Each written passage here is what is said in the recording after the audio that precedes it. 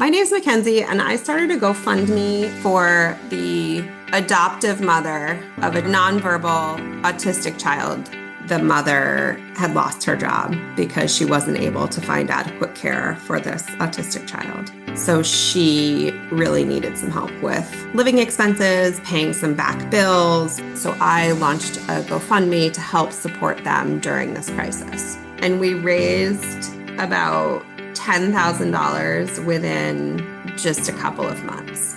I think that the surprising thing was by telling a clear story and just really being very clear about what we needed, we had some really generous donations from people who were really moved by the situation that this family was struggling with. GoFundMe is the world's #1 fundraising platform trusted by over 200 million people. Start your GoFundMe today at GoFundMe.com. That's GoFundMe.com. GoFundMe.com. This podcast is supported by GoFundMe.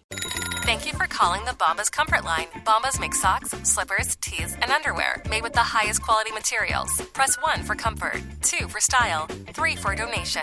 You chose style. Bombas is styles for whatever you enjoy. You can run in Bombas, lounge in Bombas, dress them up, dress them down, but always give back in Bombas. Because with every item purchased, another is donated. Bombas, comfort worth calling for. Go to bombas.com/audio and use code AUDIO for 20% off your first purchase. That's BOMBAS.com and use code AUDIO.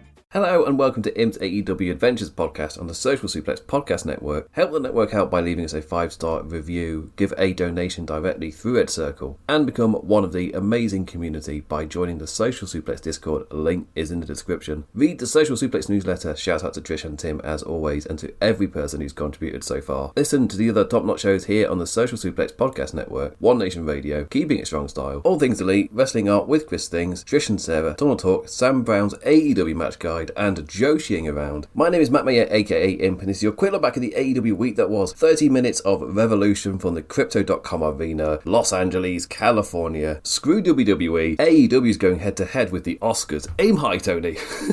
Aim high, my friend. A sold out Crypto.com arena. That production helped make it look massive. It made 13,000 look like the biggest crowd. I'm going to get right on into it. I'm recording this at a really weird time, so this is going to be a very unique edit. We'll see how it goes. It's something new, where I knew when I took the Monday slot, I knew this might happen. Whenever there's a pay-per-view on a Sunday, when the fuck am I watching this pay-per-view? But I'm going to get something out by the end of the day. When am I watching it? When am I recording? When am I editing this thing? We're all in this together, okay? We're all in this together. We're finding out together how on earth this works. But also for this version about, I'm not talking about Dynamite, I'm not talking about Collision, I am just going to talk about Revolution. So it's a straight up Revolution review. Okay, it's my branding, a straight up AEW Revolution adventure. But I'm also recording this almost live immediately after I finish watching the show, so it's fresh in my brain. Normally I'll watch it a day before I record or something, just because of the way that times work up. This is, okay, shit, right, I've got a free hour. Let's do this, let's bash this out. I did watch the pre-show, which I probably shouldn't have done. I've already established that I didn't have a lot of time. But I watched the pre-show, and I'm kind of glad that I did, given that the Battle Royal flowed into the main show. And I got a ringside Wayne Brady cheering on Ricochet and Swerve. In the pre-show, he got to bitch slap Shane Taylor, and then Shane Taylor pulled him over the top rope to beat the shit out of him, only for the big lad to get taken down by the Boom children. To be fair, those Boom kids, they are big children. So, no, you didn't hold your own. But, it's fine. And Tony's soft promised celebrity faces, I remember, as I watched Jack Perry try to get Freddie Prinze Jr. to chop Ricochet during the Battle Royal.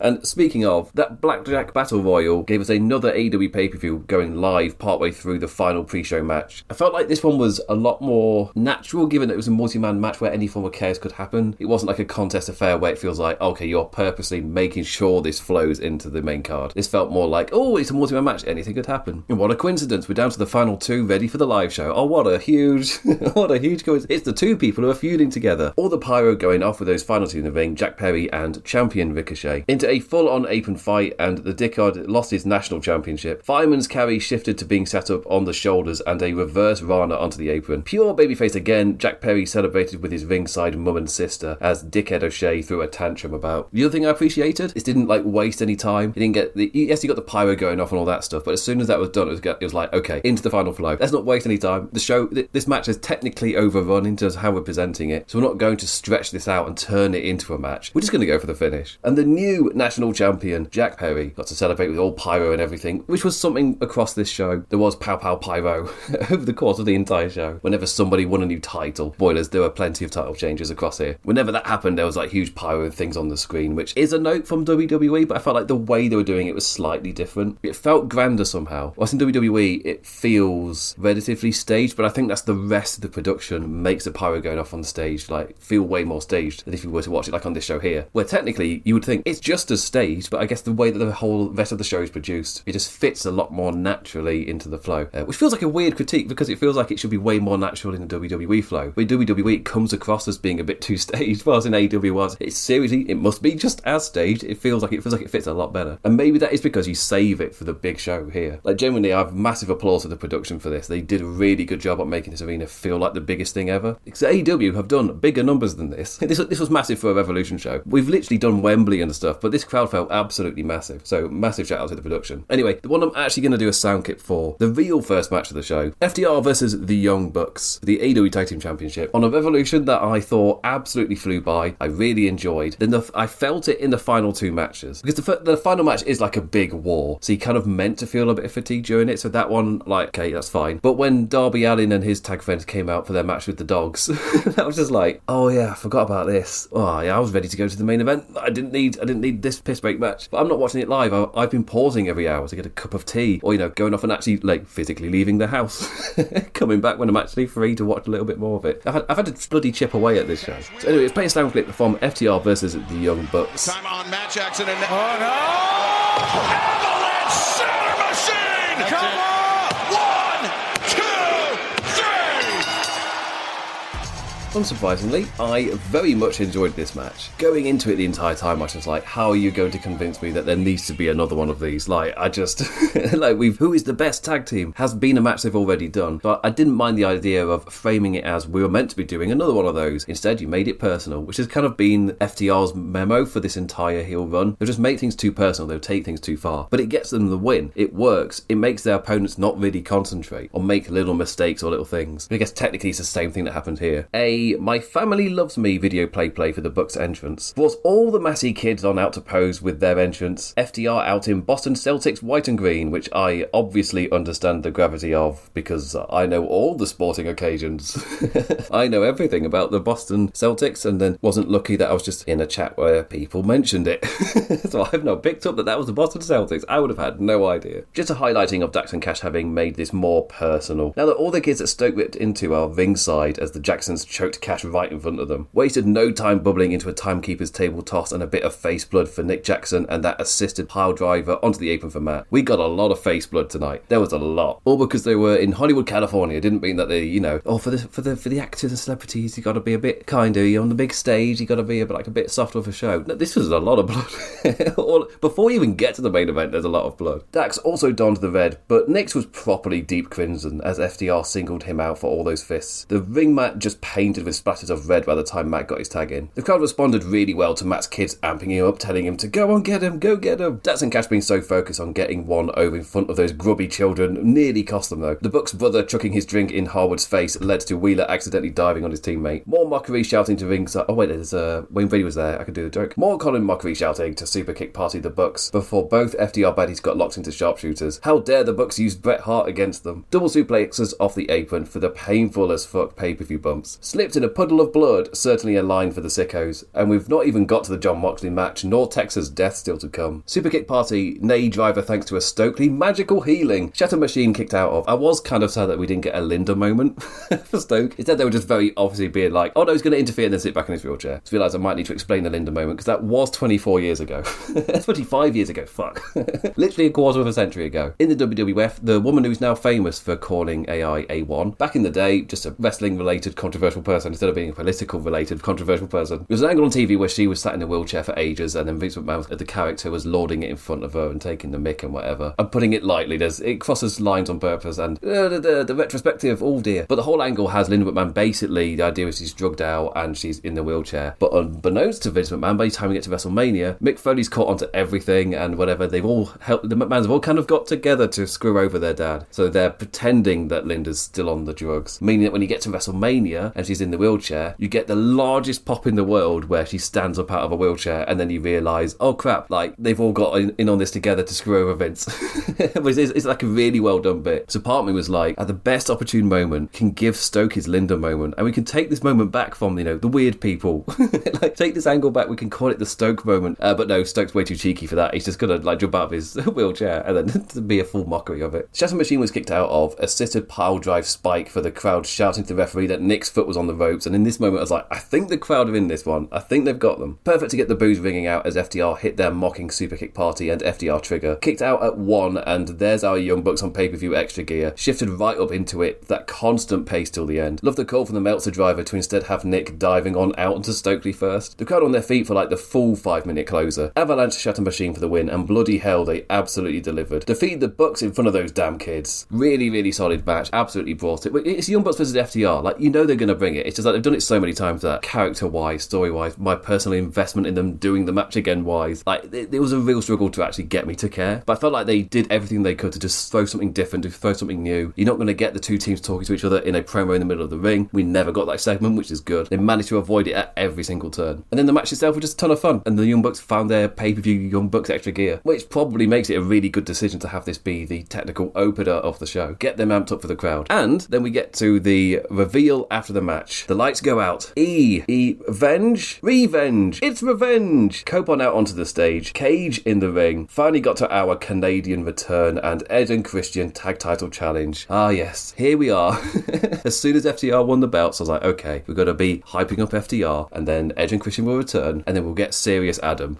And I'm just like, oh, it's not something I'm super stoked for. But if there's the extra dynamic of the Young Bucks also being there, so it's less of Edge and Christian just getting their revenge on FTR, and it's all super serious, and they all get amped up that way. But if you also throw in the Young Bucks, and you know, it happens to be an anniversary year of a certain match, and WWE were going to get it until their WrestleMania ticket sales were kind of just a bit shit, so they've had to kind of scrap the TLC women's tag they were going to be doing in tribute. Well, you've got more than 3 teams in AEW who are more than happy to do a TLC match, and you've got Edge and Christian semi-healthy enough to possibly be the helpers in it. Personally, I'm far more interested in doing 3 teams, which is that is the whole world that Edge and Christian got over in the first place. Them, the Hardys and the Dudleys, having their series of matches together. And even if you don't do the TLC with them, you still got the homage of it being 3 teams with FTR, Young Bucks, Edge and Christian, and then you can have Edge and Christian play off of the fact that the feud between the Young Bucks and FTR did bubble away from who's the best team and who's the second best team in professional wrestling. Edge and Christian can jump in and say, no, we're the best, we've always been the best. It becomes a contest about that as well. Really, I'm looking for ways to escape doing Serious Adam.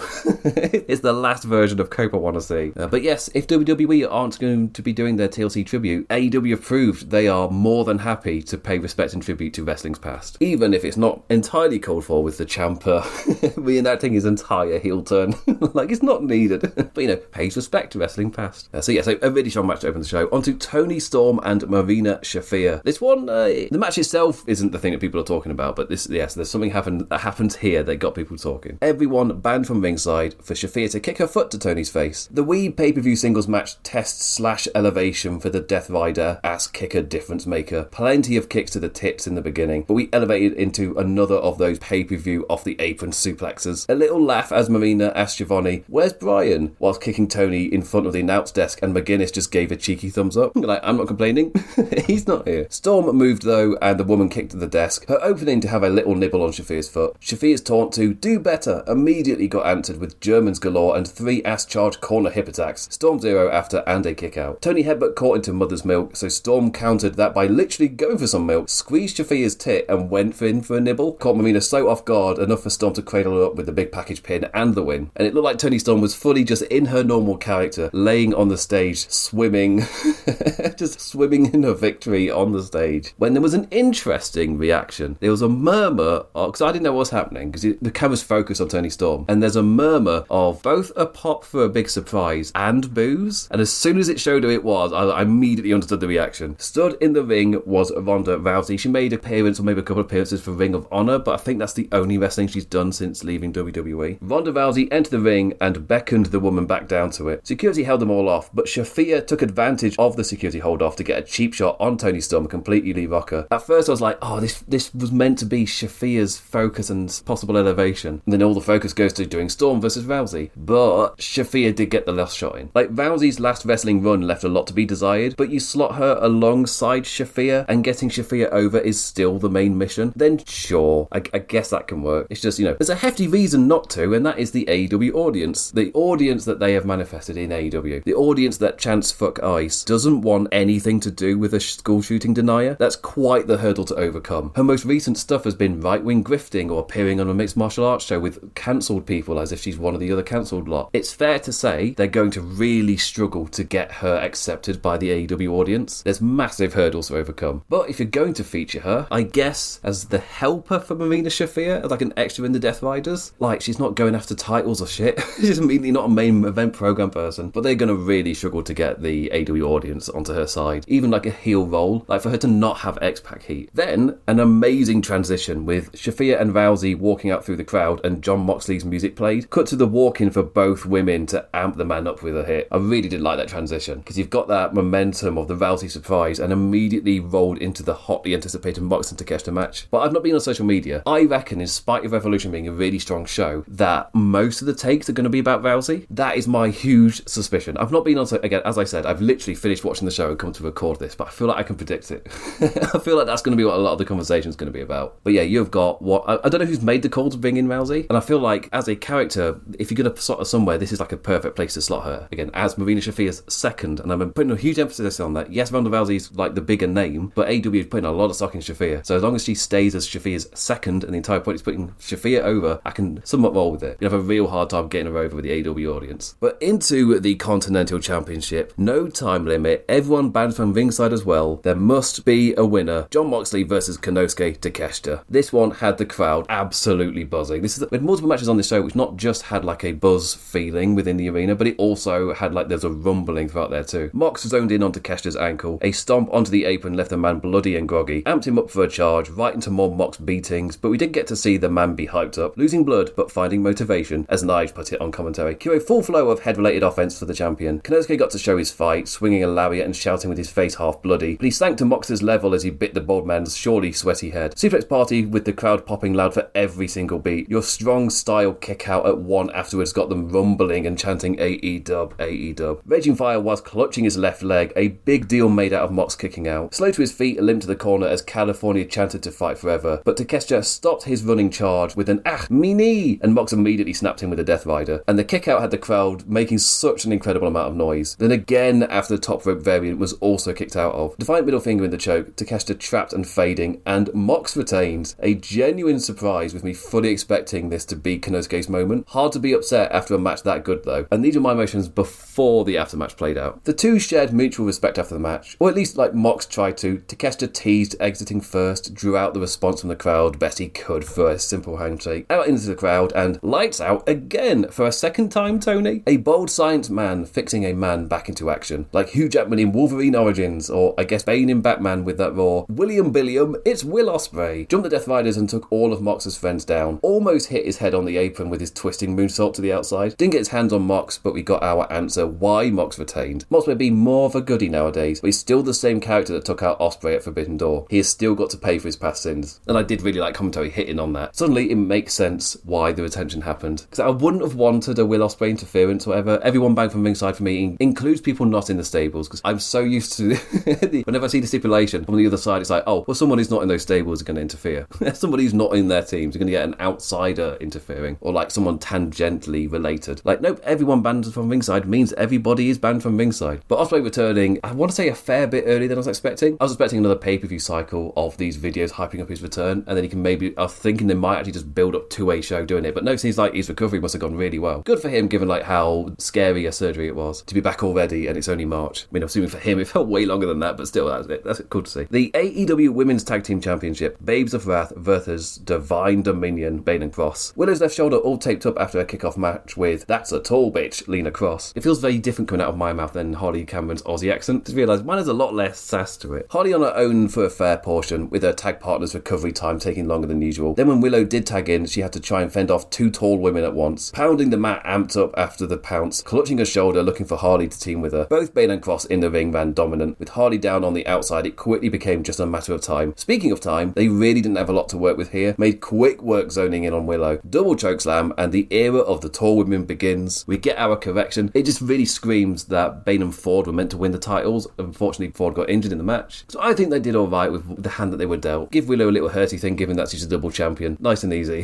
Then the tall women win the titles. Cross is immediately slotted into just being just immediately over. Putting them with Bane was such a good idea. I can normally tell if I log onto Blue Sky and they're fawning over an act. Yep, the tall women, they are immediately over. You're a pro at running your life, at committing to your workout, at showing up every day. At Bombas, we're pros too. Pros at making socks. Our sport assortment has specialized socks for whatever sport you're committed to. Running, hiking, golf, Pilates, and so much more. Made with sweat-wicking yarns, blister-fighting details, and targeted arch support. Bombas Sport is pro-level socks from the pros of socks. For another pro, you. Go to bombas.com/audio and use code audio for 20% off your first purchase. That's bombas.com and use code audio.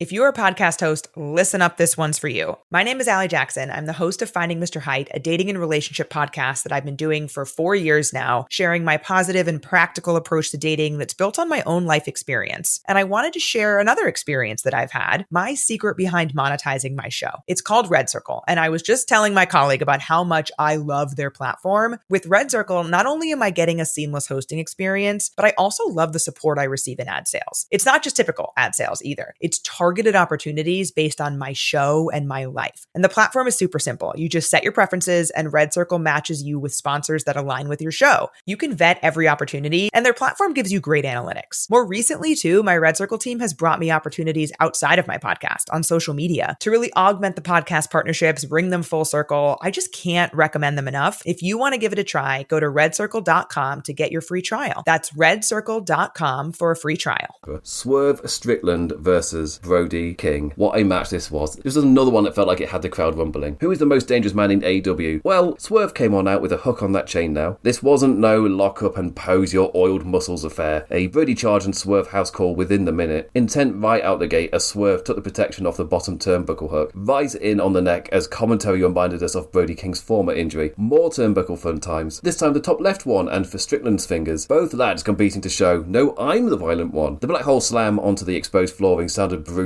Such an audible slap as Swerve's body hit the floor. And obviously doing the landing, hip throwing your arms out. Just oh, that still sounded shit. That can't have been nice to take. Didn't stop the viciousness of the chops once on the apron though. Big Swerve powerbombed Brody onto the apron with Excalibur hyping was a feat of strength from Swerve Strickland. I swear, that man is the only one who refers to Swerve by his full name every time. I knew a girl who did that. Opposite of nicknames, with full names only, would only address you in full title. Another exposed steal by Swerve, the bottom left corner meant for Brody, but the big lad fought off, getting stomped into the thing. A big Brody diving body press flying off the top rope, and California were more than happy to do the doggo woofs afterwards. Vertebraker onto the exposed floor though. Good lord, Swerve. Jesus. Loved the fan cam angle for the replay. Instead of it being a super fancy shot, it was instead just from behind the ramp side fans. I thought it was a really cool angle just to show something so brutal as well. Double stomp to meet King as soon as he entered the ring, and a wide-eyed Swerve selling the surprise that he's kicked out. Yet another match with the arena on their feet to meet Brody's amped up Raw. Swerve didn't stop though, kept swinging, and eventually a house call for the win. So yes, he went wide-eyed. I can't believe he's kicked out. But he then snapped back into it. He didn't stay in that. After the victory, Prince Nana fetched a cinder block and Brody was ready to be defeated. Brody having already had and given his final Raw, completely out of it as Swerve climbed up. And our second return of the night, Kenny Omega back from Japan and his gaming tournaments. Back from being taken up by Swerve. That's the on-screen story.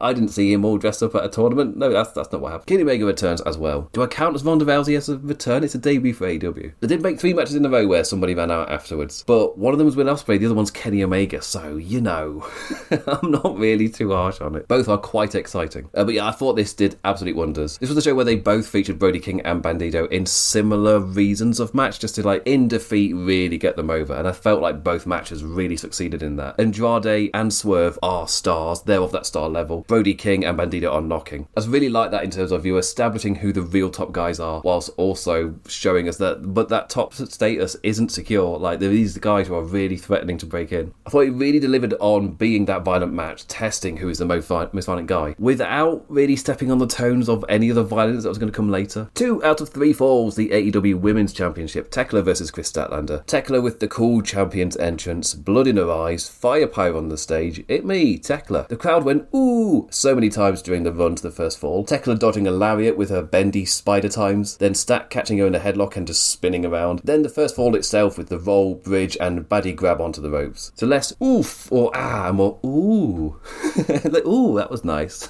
Kind of reactions. All helped by Tekla just having the coolest aura. So whatever she does, like she'll do an ooh, get that reaction, but then she'll do like a this is just a little bit like she gets her cool back pretty quickly. Fall 2 started with ringside brawly times to break up the pace, before elevating up into a Tekla flow and spider suplex out onto the corner. Gotta convince her Stat's gonna have to fight for the second fall, before we were watching her swing the woman between 2 barricades. Still not so easy for Stat, with Tekla successfully wrapping around, trapping the woman in a spider hold. But Chris lifted the Austrian woman up for all big and strong for Saturday Night Fever and the second fall. Fall 3, quickly into shenanigans, rapidly. Referee Paul Turner down within seconds and the door wide open for violence. Hilarious little kick to the referee and Tekla took his belt, and into Stat taking it off of her and getting to whipping, alas. No referee brought out the Spooky Sisters, quickly fought off thanks to that belt, and that's right when the referee got back to his feet. It's like, oi, what are you doing with that belt? That's my belt. Give me my belt back. That's like, but she's the one that got it. It's like, no, give me my belt back. Spear and stomp from Tekla, and a second stomp, and I think it's clear that Paul Turner cost Chris the match. Did he have to for so long be like, that's my belt, give me my belt back? Stat should have, maybe immediately done it, but that referee worked really strong with distraction. He worked a better full distraction than Sky or Julia. Tekla with the retention, a belt-shaped bruise already forming on the Austrian stomach. Maybe that fits into my Tekla thing, where that finish for me is a little bit hokey, with the referee having a full conversation with Chris Statlander in the middle of the match. We don't need a full back and forth dialogue here. Like, full distraction, Tekla takes advantage and wins. But then she's clutching her stomach with the bruise on it, and immediately Tekla just gets her call back. There's something about her. If she can get her call back that quickly, well, I thought the finish was a bit hokey, but then she gets her momentum back just so quickly. Like, there's something special here. Don't be taking this belt off of her anytime soon. I mean, I'd like better booking and some of her finishes, but she's just so able to emanate cool so quickly. So yeah, Tekla retained. Thumbs up. The AEW Trios Championship, Don Callis families, Kazuchika Okada, Kyle Fletcher, Mark Davies versus Jet Speed and Mystico. Surely this never teamed together act is not going to dethrone the brand new champions. Surely not. This was our late show AEW party tag of the night, or at least the one I was actually invested in. The one that comes later, that was more the match where I was like, oh yeah, I forgot this was happening, and I more got through it. That was more of a piss break, what it felt like. But here, Kevin and Speedball were both in lucha masks with white and gold gear too. Okada versus Mystico immediately established as the money pairing. Speedball electric flippy doos, Knight the poor chap paired with thick Dunk Davies. Heat for the baddies taking the masks off the non-lucha boys. Kyle didn't need to rub one on his crotch though, but he did, the dirty Aussie boy. Mystico, arguably the biggest of the dual contract gets for AEW, as the CMLL megastar became the latest to sign for more regular appearances stateside. Promising matches with Okada probably isn't the worst pull to draw the man in. Jet Speed and Press Okada got the stare down. Early in the match, commentary had already set up Okada and Knight as the two having the best dropkicks in wrestling. A lovely little note when they hit them in stereo to ignite a little flow. That kicked the match right up another gear. Pure fast-paced party tag times with each lad getting their moment to fly in. Speedball and Bayley were having a lovely little dance, but that was when Davies entered with a chair and Okada used that to hand over the title belt. It was all going wrong for the baddies, with Big Davies just saving the day. Speaking of, Big Dunk pulled out the cartwheel and enziguri, reminding us he's more than just a man of destruction. He did then rain one-man destruction crew, pile driving both Jet Speed lads as the frenetic pace just kept up. Enter Okada and Mystico back into the match, taking advantage of that momentum to have a little flight of their own. Fletcher got spanned into La Mystica, and Kevin Knight then had to float over them, clearing the lads to UFO splash onto Mark Davies. Giovanni pointing out that this now means Mystico is a trios champion in 2 different countries. Then up on the screen came Mystico is all elite, to a delightful cheer. Again, I've literally finished the show to come here, so I've not heard anything announced for a dual contract, but having seen other things, I've immediately just assumed there's no I used my logic brain of the little things I know. Like, oh yeah, this will be like Persephone, this will be a dual contract, mostly will still be in CMLL, but will probably guarantee just a few more appearances stateside. This working relationship with CMLL, I feel like is really working and proving with New Japan with the Takeshita relationship that it can work. This feels like it's going to be so fruitful, especially with with AEW in their stride and CMLL having the strongest run of any company in the world. Like, it feels like a great pairing. Like, everybody's going to be benefiting from this. Speaking of people benefiting, specifically boys benefiting, I don't know what this transition is. Andrade El Idolo versus Bandido. More than happy for more Mexican dancers after the Mystico Merry cheer. For me, it's really impressive how these two held the crowd and interest in spite of really being in this pre-main event kind of sludge. When these guys came out, I was like, I am ready for the main event. And I'd also completely forgotten about the trios tag that was still to come. So I was watching this at the time just being like, I'm ready for the main event, but these two have just got my attention. And you can sense it in the crowd as well, that they weren't getting tired like it was in the kind of late point of the show that it was, which is like a huge applause to them that they were able to do that. Bandido dressed up in Super Dragon gear, gave Excalibur room to talk about his PWG co-founder's influence. But there were folk in this crowd more than familiar enough to chant the man's name as Bandido posed. Then immediately into take your pants off chants, like the dual existence of wrestling fans. Some immediately super respectful to wrestling's past. Others are like, I want to see you in the underpants. Just very different sides of wrestling fans. To be fair, here in a Social Suplex, don't we have that same dynamic? We've got people who'll be super nerdy about wrestling and wrestling history. We've also got the underpants people. Like, we're both sides of this. Such an impressive pace between these two. Newfound El Idolo more than able to keep up with Bandido's speed, but it was Bandido the first to take off his pants. Wrestling logic happened on accident, as in doing Andrade's spot, Bandido wasn't as good at it, and his pants got caught on his knee pad, so Andrade just jumped him. Like, what a heel. I just also love that. In wrestling, that's normally the thing. Like, if I hit your finisher on you, I'm not as good at your finisher as you are. There's a reason it's your finisher, so I'm not going to execute it as well to secure the 3. Same logic with taking your pants off. That's Andrade's spot. And just like in a huge coincidence, just happened to get caught on his knee pad. That just means it was absolutely perfect. Just fits within other wrestling logic. That's not your thing, Bandido. You keep your clothes on, famously. Hell of a powerbomb shut a Bandido springboard dead in its tracks. Fuck Don Callis, fuck Ice 2. Andrade's pants finally down to reveal his red underpants, and Don Callis swooned on commentary. Ringside selfie allowed to fully play out because Bandido's not a heel. Like, he knows what the people want. The back of Andrade's head hit the turnbuckle and it called Don Callis immediately out to ringside to check on his man. Really, in case the man was a little rocks, that was such a smart move just to give him a minute. And Callis didn't even hesitate, like immediately off commentary, ran up to take the heat. 3 Migos, nay, 3 German suplexes, yay. 21-20 Plex instead put to the apron and got our first finisher tease. Bandido sent out and a moonsault over the ring post and right into a second model selfie spot as Von Funches was grinning, laughing in the background. I also like how none of the selfie spots cost him the match at all. Like, not once did Bandido jump him, not once was he suddenly like rolled up, was he go back into the ring. Like, no, he'd do the selfie thing, then he'd get the next move. Like, maybe the momentum wouldn't be as strong. It would have been strong if he immediately followed up. But the fact he didn't, and both times he was able to hit it. We didn't even do a list of 3. Like, the third one didn't slap him or something like that. That's because this isn't a heel spot. This isn't he's a baddie, but this isn't a baddie spot because the fans like it. 21-20 Plex, attempt number 2, stopped by one hell of a boot and elbow. Fireman's carry lifted into a back heel kick, like Lord. Such a unique reaction where even Danielson didn't know how to react. Then another unique spot in deadlifting Andrade into the 21-20. So fucking impressive, because it could have easily ended it there, but at least it can take the logic of there's a reason he hits it at the angle that he does. This was impressive, but it's not going to hit with the impact to actually end Andrade. Only problem was it was hit really well.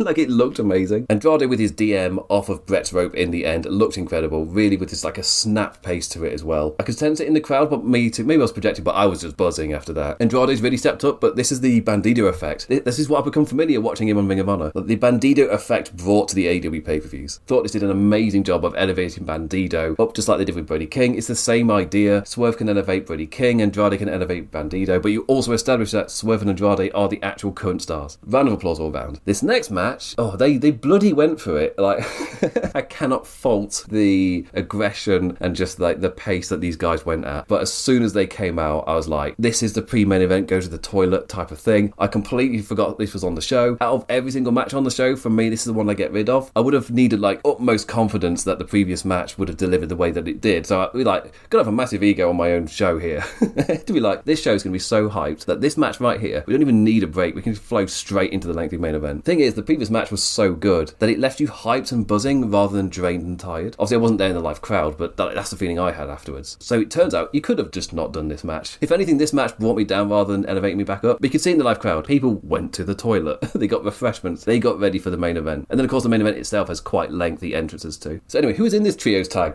that I nearly didn't talk about? The Dogs, Finlay, Kidd and Connors versus Darby Allin, Orange Cassidy and Roderick Strong. Ran at such a pace from the bell, like they were working with little time, so just arrived hyped in that extra gear. Connors' spear through the ropes onto the apron accidentally missed said apron and ended up with Darby Allin just extra brutal brutal crashing onto the ringside mat. A spot that ended up drawing the crowd like into the match more than they would have otherwise enjoyed, but maybe not necessarily been loud for. Again, maybe I'm projecting because that's how I felt. Maybe I'm the one who forgot when I was really struggling for time to watch this show and get this review out, and then this match came up and I was like, oh god, I've got to struggle. I completely forgot about this one. Please help, Darby, chanted the Californians right in time for Cassidy to fetch a pair of scissors. No hesitation, immediately climbed up to coffin drop onto the dogs. Kid threatened to hit Allin with his own skateboard, instead brawled up the ramp and Darby jumped with his skateboard onto the Nottinghamshire back. Chop block and spear combo broken up, a hell of a dominator from Finlay. Gabe's wrist tied to the staging, left the 3-on-2 and poor Connors got singled out to take it all. End of heartache. Roddy dumped legal man Cassidy onto the already dead Clark Connors for the win. It was a trios tag. It filled the time as people went to the toilet and got ready for the very long main event. This was I remember looking at the time and Hangman Page was in the ring. The video starts playing for MJF and I looked at the time and I think it said 53 minutes and I was just like, this is a violent match, but they're not going 30 minutes. Like, this is not going to be the Swerve Hangman sprint of a violent match. We are getting like a 50-minute display here. Hangers out with barbed wire ready for violence. Max with a video of him pissing on Hangman's grave whilst all dressed up like a cowboy. Then he rocked up in the arena in Terry Funk wrestling tights like he's a hardcore legend. More than once there were "You're not Terry Funk" chants. And into the match itself, Hangers was accepting drinks from the crowd whilst walking and brawling with Max up the steps. Lovely shot back in the ring with MJF posing to the camera after walking his crotch into Page's face and the man just stood up behind him. And a fun little chase around the ring to whack the champion with a bin lid over the head. The crowd chanted that they wanted tables. But no, they didn't.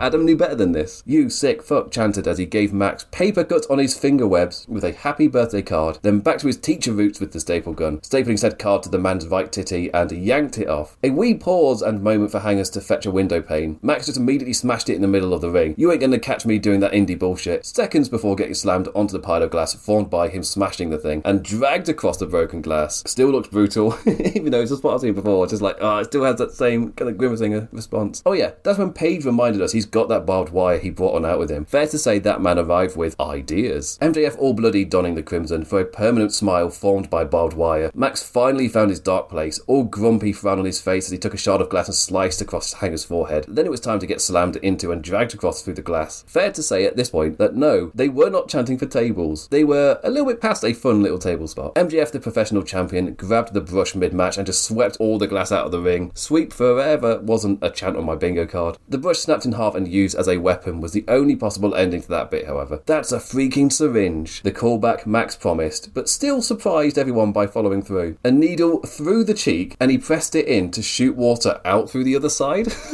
I've already seen that What Culture have used that as their thumbnail for their YouTube thing. It's just like we actually saw that. It's just a crazy spot. It's fair to say that this kind of match isn't for everybody, and this is the type of spot where I fully understand it.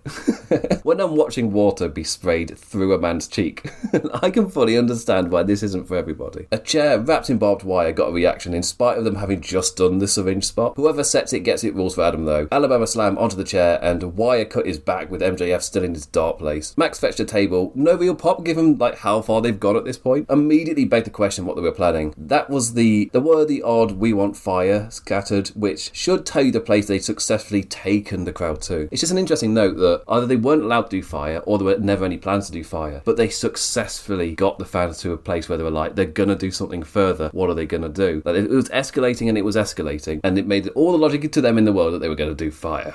That made all the logic to them in the world. So it's kudos to them for getting the crowd to that place. Like, they're not chanting for tables, they are in this. However, it's also an accidental knock because it's but you're not going to do fire. You're not actually going to elevate past this certain gear. It's an interesting note because the story of the match overall is really solid. I just found that an interesting note that they managed to get the crowd to that point where they do want extra violence, but it's not exactly where you're going. It's the side of the dance of wrestling that I enjoy.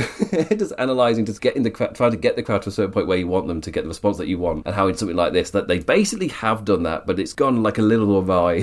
They've gone a certain way. In the middle of all this, by the way, was a delightful heat seeker counter into a Deadeye onto that barbed wire chair, of course, but it was still delightful. And they used both lads being down afterwards to give us the wide shot so we could see a table set up on both sides of the ring. Fall-away slam into the corner prop chair did not look fun for Max. Commentator were reminding us of the stakes right in time for the man to miss his moonsault to the outside. Apron action and a weeded eye through the table. That also looked like shit for Hanger's knee and back, with the table not immediately breaking under their weight in spite of the pre-cut. The table on the opposite side, the trade-off, with it being bad for MJF's knee this time. Tombstone jumping off the apron had both lads slow and groggy back into the action. action. A flow of joint action followed, rising in the ring together, strikes and rolling elbows together, rocking in tandem. Then they both grabbed light tubes from opposite sides of the ring. Max drew Hangers out to the stage and really teased somebody getting hit, and it was MJF who bent over and presented the back, and afterwards with a line of blood and glass across the champion afterwards. Again, totally understand if this is not your cup of tea. You watch it get whacked across the back and you're like, oh, charters probably went everywhere, it's probably just like a nice visual, but it's not that, oh my no, there's a line of blood across his back. Like if you've not seen a light tube spot before, maybe that was your reaction. And the second one also for Max, this time across his head. He's knighting him, they said on commentary. Blood now across the man's shoulder blades as that truly unique atmosphere murmured through the arena. And it's kind of what I mean, they've got them. They've got them to this place. It's been a while since they have successfully murmured the crowd, yet have their full interest. And yep, this was skewers time. That's what I mean, but so perfectly they got the crowd to that murmuring point of what's going to happen next. That's when you get out the skewers. That's when you get one of the most visually like, oh no, oh no kind of moments. Hey, you can't say Max didn't commit and give his all to this match. Seesaw back and forth with a fist full of those wooden spikes. Max stumbled about with the wooden spikes in his head. Buck shot, but he was up at 9 with the promise of another escalation. We got that in the form of a little black bag, and it's a chain. Not just a chain, a double dog collar, a ghost of Revolution's past for MJF, said on commentary. Max out of it on the mat as Hangers tied a collar around his own neck too. Not again, in a full Max freak out. The next ringside table with a much louder We Want Pyro. The pyro tease in Page instead pulled out a board of barbed wire. It felt like Hangers was trying to save this by going, who's got a lighter? Give me a lighter then. Because that man knew he was about to perform a dive through the barbed wire board. And he was like, oh, they're chanting for something else. We've accidentally taken them to a different place where we want them here. Back onto the stage. Remember that they were teasing fawning off of it, well, some brawling earlier. This time chained together with the dog collars. Hangers grabbed the slack of the chain and pulled them both off of the stage to all the explosion puffs and aftermath puffs that didn't go off with the other ones. Like, hey, we all know AEW's history with explosives. At least they did go off. It wasn't like a little spark. No, big explosion first and then like side ones coming out of the little staging afterwards. Both men up, but Max walked to the ring like a doggo. He's a good boy, chanted before Page hyped up for one final buckshot. Nope, a swift kick to the penis. Give me my fucking belt. And a swift lamping to Hanger's forehead. And a flash rise to his feet from the hangman right before the 10 count. All hyped up, completely missed Max sneaking on his diamond ring. He was on the apron, all amped up, and Max used the dog collar to push Hangers off of the apron and just choke him with the chain. When he collapsed, one final moment with Hanger's face hitting the camera lens and leaving a bloody mark, and immediately production really smartly didn't cut away. They just stayed on that camera for the entire count with the blood mark right front and centre. Commentators afterwards in full serious voice as medical staff quickly got Page onto a stretcher for MJF to pose and gloat on top of the man's body for us to go off air. That was a way longer match than I was expecting, purely because of how well the Swerve matches went, and they have a certain length to them where I'm talking 40 max and you hit your apex at like 35, and I felt like this hit an apex at around a similar time, and then I looked at the clock and I was like, there's 20 minutes left. Like, what are they going to do? And I'm not saying they'd managed to send a woman me, and I don't know how many people have seen that Al Pacino movie. but I remember I was watching that film and I was like, there's like an hour left. What's going to fill this hour? And then that final hour absolutely flew by. But I don't know how they managed it. 35 minutes. I felt like they'd hit like a peak of momentum, and I was like, but they've got 20 more minutes. What on earth are they going to do? And then at least the final like 10-15 that just absolutely flew by. They just went from like beat to beat to beat with not really much downtime. Like at that point, almost the character work is mostly finished and you're almost going from like spot to spot to spot, and they managed to keep the momentum really well. I feel like the dog collar came out at the perfect time as well. So I was like, if this isn't the final spot huge violence, the fact it's like a huge character callback as well, for me that works. And it ends up costing Hangman as well. The fact he went for that instead of like something super violent, he went for more of the mind games type situation, and that cost him. I really don't mind it in like the story of the match. I've already said it that I'm not a massive fan of permanently writing a character out of ever being able to go for the title, because you can't predict what you'll need in 3 to 4 years. Like for me, it's a very dangerous stipulation to do, especially when they've done such a good job of just crowding their main event scene and immediately you've now got to just pull a guy completely out of it, or at least out of the title side of it. You can have him be like a dangerous guy floating around those top guys and just like pulling them out into like a little feud or whatever. But yes, this absolutely delivered on the violence. Really good work from Swerve and Brody early in the show to be violent without ever stepping on these guys' toes ever. It was like such a different feeling match. This was almost like your bloody carny bullshit. As MJF even like shouted out at one point, like, you're not going to get me doing this indie bull crap. And then the rest of the match is him, you know, he takes skewers to the face. Like, he fully committed to this. But showing that he's willing to go through these kinds of wars is so important to this version of the title reign. It completely stops it from going into any form of like cartoony bullshit or whatever that the previous reign did. So for Max's reign, this is good. That's why I was caught in two minds going ahead. I was like, I think they've created such a great title scene that I'm perfectly fine for MJF to drop it to Hangman, and I don't really like the idea of a character never being able to go for it, because again, you can't predict that far in the future if it's not be a problem. But also I felt like it could really help MJF's reign as well to do this kind of match and for him to keep the title, because you have set the road for it. He can then go on to the next challenger that's already been set up. He goes from the danger of Hangman into Swerve. Like, that's that's not good. That is not good for MJF. There are no easy days. And he's already set up feuding with Andrade as well. Like, it's all there. It's all in that for him. Anyway, unsurprisingly, it's just quite a long recording because there's so much happened in this show. I really enjoyed Revolution. Take out the trios match before the main event. I understand it from like a live attendance kind of thing, because it is, can I go to the toilet please? That's that match. But if I look at it from my like New Japan brain, like I didn't need the break. But me watching it, I was taking a break every hour. Every time I finished an hour, I got up and I left. It was like I had shit to do as well, which kind of did help. But still, a really strong pay-per-view. Generally, because there was only that main event, I felt like every other match absolutely delivered. They went storyline more than match for the women's tag, but I felt like in the main flow of the show, that was exactly the right type of thing to do. If that match goes on any longer, then maybe I am losing a bit of investment. And when Bandido and Andrade come out and I'm like, oh, we've got another match. Then we've got another match before the main event. Like, I felt like it was the right decision. Should I have watched the pre-show? Probably not. Probably not. But I did have a really good time watching the Battle Royal. And one of my biggest takeaways, I thought production did a really good job of making that arena look massive. It felt like AEW had drawn a really big crowd and it was like a huge deal show. So props to everybody, to the staging, to the camera crew, whatever. Yeah, it really hit me. It's watching it and be like, oh no, you've absolutely nailed this. It felt big. Anyway, that brings me to the end of the review. I don't know if you can hear my voice going again. I've just not had any time to recover. Each time I have a day where I could recover my voice, something happens where it goes back down again. Anyway, I'll be back this time next week, hopefully for a normal edit of just a standard Dynamite and Collision. This was the big Revolution pay-per-view. What did you think about it? Am I entirely correct with how things went down over Ronda Rousey's appearance? Has that kind of like cast a shadow over the rest of what was a really good show, but has that kind of cast a shadow over what the conversation's become? Because maybe that, or is it too violent? Like, if it's too violent, that type of stuff, that conversation normally happens after these matches. So it's like clockwork. Because I understand it, these matches aren't for everybody, but it's not like AEW don't tell you that they're doing them.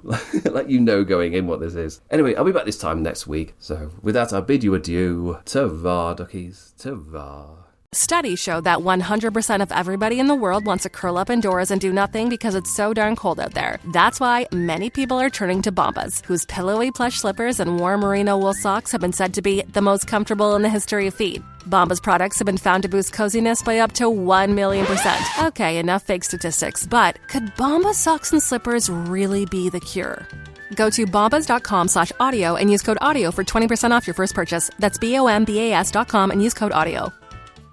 If you're a podcast host, listen up, this one's for you. My name is Allie Jackson. I'm the host of Finding Mr. Height, a dating and relationship podcast that I've been doing for 4 years now, sharing my positive and practical approach to dating that's built on my own life experience. And I wanted to share another experience that I've had, my secret behind monetizing my show. It's called Red Circle, and I was just telling my colleague about how much I love their platform. With Red Circle, not only am I getting a seamless hosting experience, but I also love the support I receive in ad sales. It's not just typical ad sales either. It's targeted opportunities based on my show and my life. And the platform is super simple. You just set your preferences and Red Circle matches you with sponsors that align with your show. You can vet every opportunity and their platform gives you great analytics. More recently too, my Red Circle team has brought me opportunities outside of my podcast on social media to really augment the podcast partnerships, bring them full circle. I just can't recommend them enough. If you want to give it a try, go to redcircle.com to get your free trial. That's redcircle.com for a free trial.